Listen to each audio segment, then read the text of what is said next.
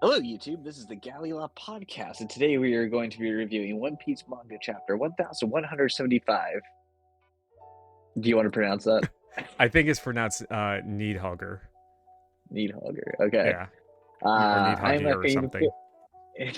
I'm the other. I'm Akainu Fanboy. The other guy, Geboss. Please like and subscribe. Leave your comments below.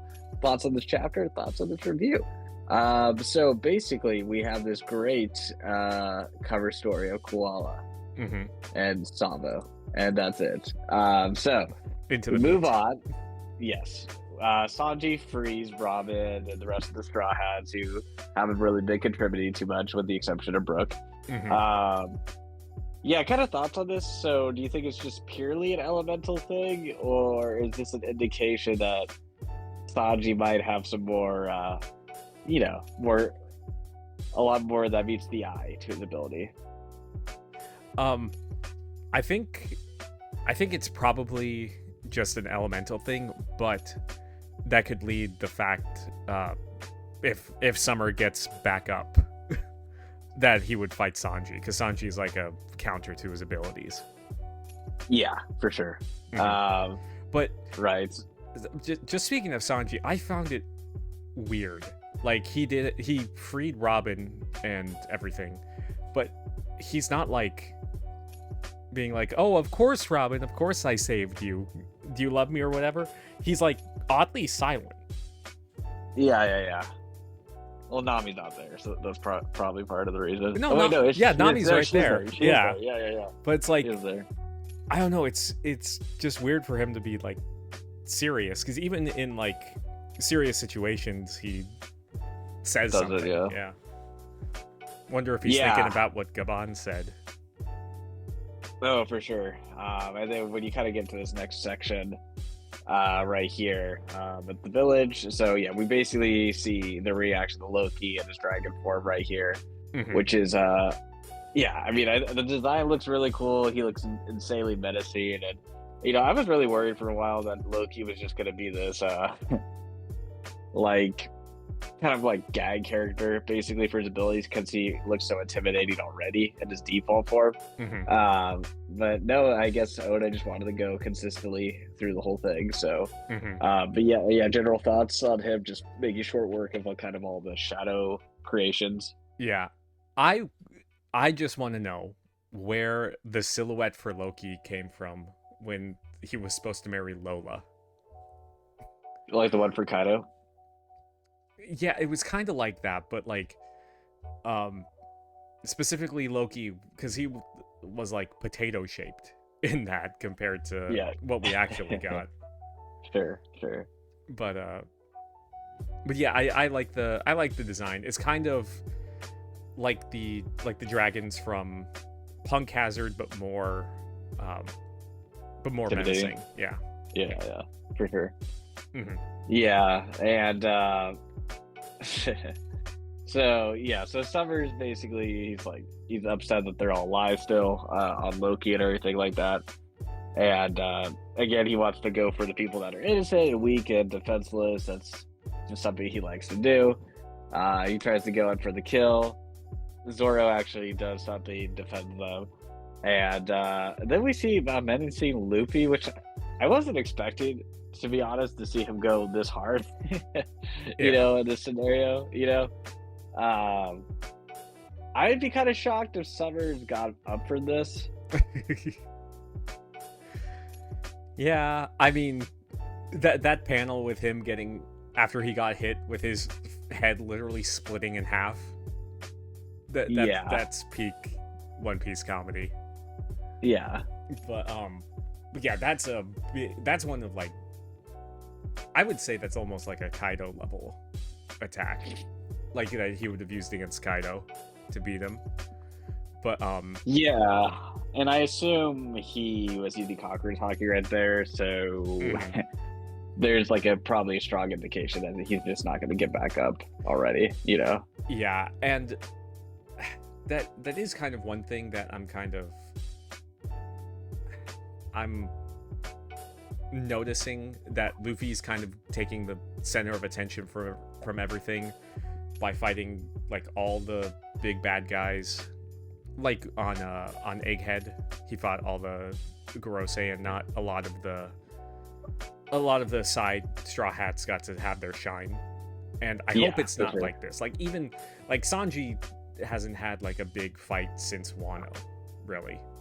He had a lot of good moments in Egghead, though, I think. Yeah, but not like a one-on-one. I'd like to see him go up against Summers.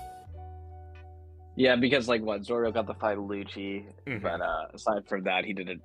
Like, he had a good clash with ASHUTOSH and Kizaru. No, I mean, he had a lot of good moments. There weren't really like any embarrassing moments, but yeah, I would like to see kind of like a good one-on-one. But I mean, I think kind of the weaker Straw Hats. Like, I'm saying this is Sanji stan. I'm pretty satisfied with him. I'd love to get more, but the weaker Straw Hats are just completely down bad, though. Yeah. What Usopp said, "That's our Sanji," and that's about it in this chapter.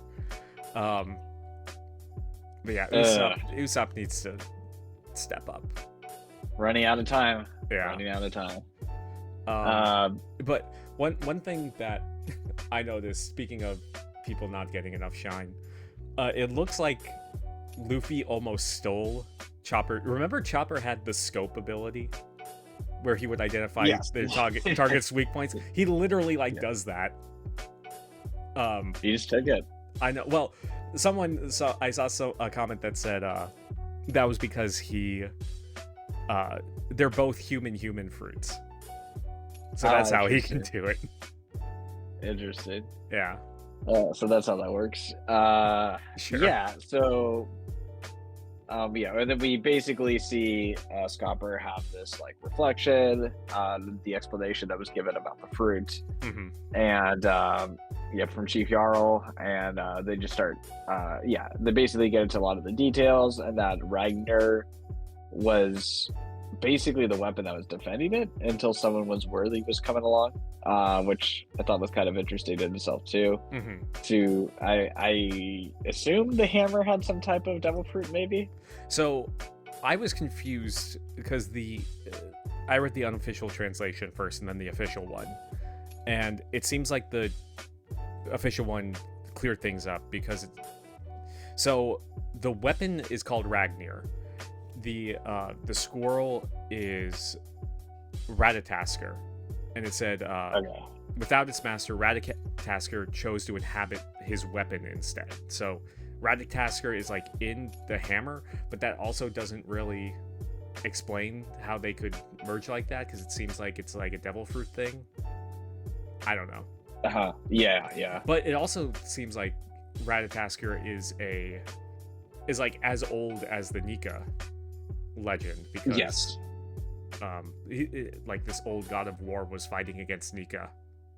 Yes. So that's interesting and brings into question how long I guess people come like I'm thinking like Lasso and Funkfried, like whether they have lifespans or not, or if they just always are. Yeah, Funkfried's just been around forever. Yeah. So we basically get that explanation there. Shanks looks pretty bored listening to it. And then we see Chopper shocked again, just seeing the combat break out, and Loki more or less just goes to town and destroys them all. Low Def, he's just very powerful. Would you say he's like Kaido tier? I know like just power scaling can be a little crazy, but it's just since they have similar fruits. What do you think? I mean, it seems like he's going to be stronger than Kaido. I mean, just in terms of size, because Luffy's giant in these panels, and he's like dwarfing Luffy. And right. And Luffy was like the size of Kaido. Because he used Kaido as a jump rope when he went giant. So I think he would be stronger than Kaido at this point. Yeah, because the devil fruit corresponds to how big they are, since it's like an ancient giant. And I mean, just going back to when we went Dressrosa, where Harun had wanted to get the Mare no B, and he's like, "Oh, can you imagine if a giant actually had a devil fruit?" And it's like, "Oh, well, I guess now we have Loki." Yeah, and it makes sense why they would want an ancient giant to do it, but that also brings into question exactly what, like we see Umu, like knows about the fruit, and he says, "Oh, that's where you are." So I wonder what exactly Emu had in store, has like plans for Loki. Yeah. Do you have any ideas or? Yeah, I'd say. I mean, I assume. Yeah, I don't know if they can really take devil fruits like Blackbeard or anything like that, but maybe he thinks that he could just like possess them in a similar way that he possessed Harold. Maybe or Dummy Reversi. Yeah. Yeah. Which I think would be kind of an interesting thing if Ibu actually did that during this arc. And I think that would put the Straw Hats in more of a predicament for sure. Yeah, because right now it seems like everything's just going in the Straw Hats' favor without too much going awry. Because even like Zoro's just casually like deflecting Summer's attacks and everything, and Sanji's burning through it easily. Summer's gone. Yeah, Killingham's MIA at the moment. Yeah. There's not really. Yeah, so just Killingham, Emu, through Gunko.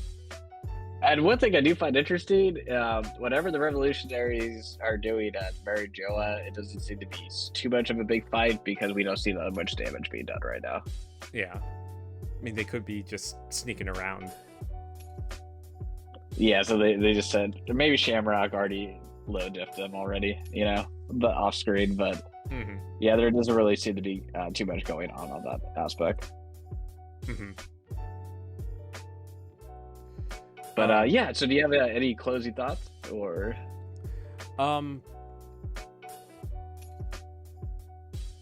I just glancing over this again, it looks like Loki, like after Luffy punched Summers, it looks like Loki just slammed him into the ground with his claws. So it's kind of, I don't know if Summers getting back up from that. There goes Sanji's fight. Yeah, he's got to be really durable or regenerate a lot faster than that. But yeah, I'm curious to see what Emu has in store, because it seems too easy right now for the Straw Hats and the Giants. The only thing is was like the parents and relatives are injured from the kids, and oh yeah, that was a good scene with the kids standing in the way to protect. Oh yeah, for sure, protect them. And Summer's just crashing out, like, oh, I'll just kill you anyway. Yeah, I think I said this last discussion, but Summers is a nice, like, scumbag character that yes, just to root against. Would you say that he's more hateable than Charlos at this point? Because I feel like he has a similar, like, this punch is similar to the Charlos punch in Sabaody. I think Charlos is just more obnoxious. I think that's, I'm not talking about more morality per se. He's just more obnoxious. Yeah. So I don't know. I think with Summers, he can actually do something effectively. So yeah, it's nice to see him just get destroyed. But yeah, besides that, nothing too much. I did like how Ripley did get to see. It's always nice when people recognize that Luffy's Nika. For sure. Yeah, with like Bonnie and Ripley, and everything. But yeah, good chapter. No break next week, and I want to see how things go wrong for everyone. Yeah, I want to see how Big Mom shows up and Domi gets Domi reversied. Oh my gosh. That's like ultimate mothering mode. Mother mode. I mean, if she shows up again, it's still possible. It's not over till it's over. I think it's more likely that Kid would show up. Yeah, but they have too many allies on their side right now, so that's the only thing I'm kind of worried about. So yeah. So anyways, yeah. So please like and subscribe, everyone. Leave your comments below, thoughts on our review, thoughts on the chapter, and we will talk to you guys soon. Peace. See ya.